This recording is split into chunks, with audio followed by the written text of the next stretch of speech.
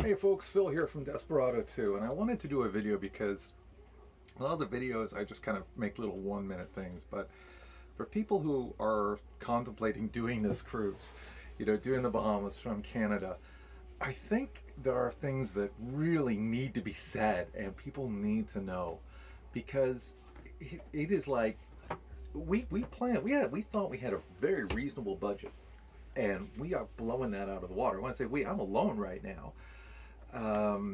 Michelle's back in Canada, but things get pricey. So and this is sort of off the top of my head, but some of the things that we normally expect in Canada that we don't get here. For instance, water. I was at one marina, 75 cents a gallon.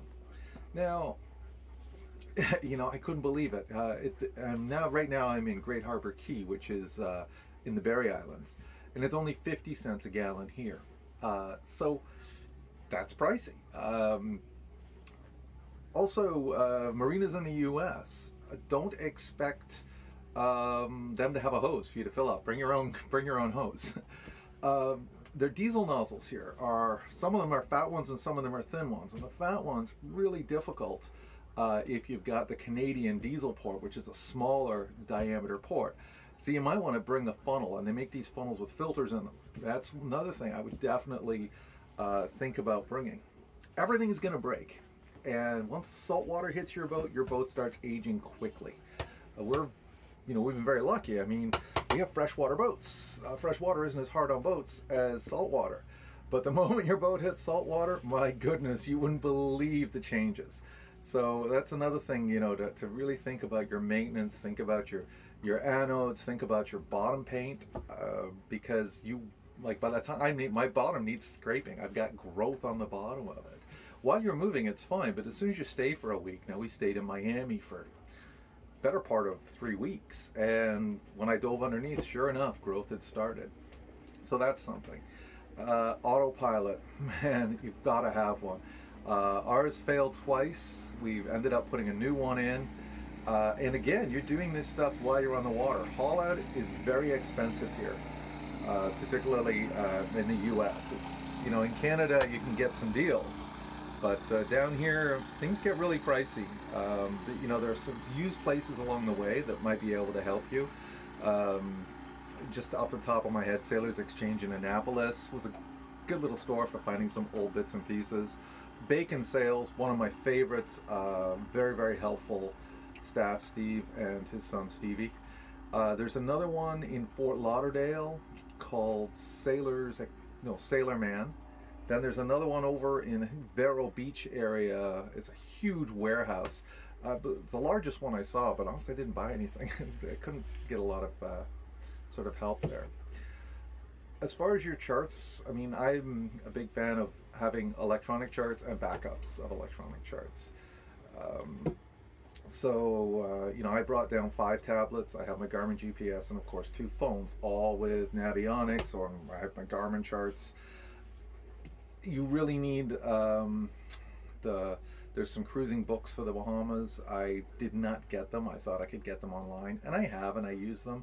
But having the book, I think those books are so helpful, just to be able to read it in black and white. I'm an old, so the waterway guides, the cruising Bahamas, I think they're called the Explorer charts. Very, very useful things.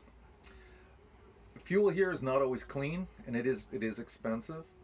I think $5 to $6 a gallon here in Bahamas, and again, you're paying for water. So we bought a water maker, we bought a Catadine.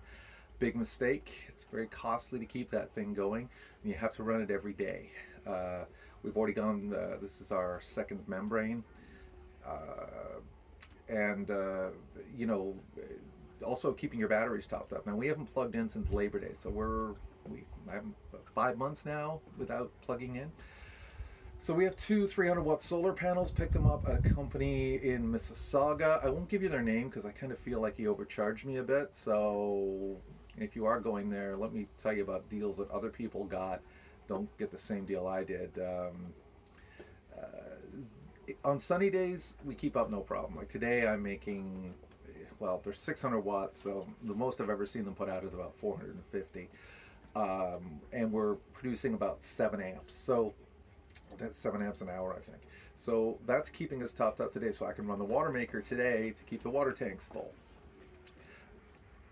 Other people have wind generators. They're noisy, but they make, they can make electricity through the night if there's wind. So I think if I had to do it again, I would put a wind generator on, even though it's noisy. Radar. The only time I've needed radar this trip, and I did buy a radar, just haven't installed it yet, was in New York during the fog. My friend Chris came down to Crew for a week, and we hit a fog bank. And when you're in the fog, it's not like you can just pull over and wait it out. You're in the water, you're stuck there, and it's scary without radar. Your AIS app on your phone is a big help, especially if there's big shipping containers, but a lot of small boats don't have AIS. So but your wind apps and your AIS app and your radar app on your phone, super, super helpful. Make sure you have all those. We dragged in Barnegat Light when the remains of that Hurricane Michael came through. It was one of the scariest nights of my life. The Coast Guard actually came out and hovered above us, and then Towboat US had to get us away from hitting a fishing fleet. We had a 75-pound CQR on the front of this boat, which is an oversized anchor. I only had 30 feet of chain, like 300 feet of road. I would never, if the one thing you're going to spend some money on, it's ground tackle. When I got to Annapolis, I put on 150 feet of chain, I spliced it onto the 300 feet of road that I had, and I bought a 55-pound Rockna. Since then, I don't have a problem. I hold, I stick. It's, the parking brake is on. And don't forget, you'll need a snubber as well. If you have, 30 feet of chain is just not enough. And I saw a boat the other day anchored, no chain at all. And I just couldn't believe it. And sure enough, wind picked up, he dragged. He and his wife were, yelling and screaming, and good people, and they were able to get it back under control. But, things could have gone much worse. So your ground tackle is so important. Our Yanmar injection pump failed. That was costly. I would say the total cost of that repair was about $1,500 US by the time we had the injection pump recalibrated. It was a $2 spring that broke, but unfortunately the shards of the spring went through the injection pump. I found the broken spring, and of course, silly, I thought, I could just replace the spring. But in the process, working on a fuel injection pump is like working on a Rolex, I think. It's very precise and very difficult to do while you're, rocking and rolling. Towboat US, $175 a year. Do not go down the coast without it. They're a towboat service. Don't think that they're going to come and fix your boat for you or anything. But boy, standard towing rate is about $300 an hour. So we needed a tow. That would have been $900 US. So that 175 paid for itself the very first time. And don't skimp on that. Like, don't skimp on, sometimes, what's the old term? Penny wise, pound foolish. That's one of the most penny wise things you can do, okay, is have Towboat US. There's another company called Ceto, not the letter Ceto. That's the Canadian one, and they are borderline useless. I bought those as well, but don't waste your money on that. But there's another one called Ceto, SEA Tow, in the US, and I think they've got equally as good service as Towboat US, but you see a lot more Towboat US boats than you do Cetos. So it's just a couple tips. I'll probably remember a lot more and do other videos later. Everything rusts. I know it's all stainless, but especially like the new frame I had made from Genco for the Bimini, it's all rusting. My chrome winches are rusting.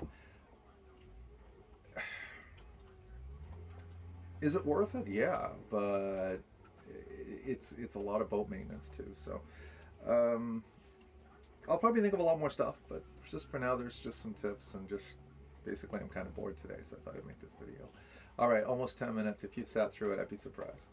You take care and have a great day. Bye-bye.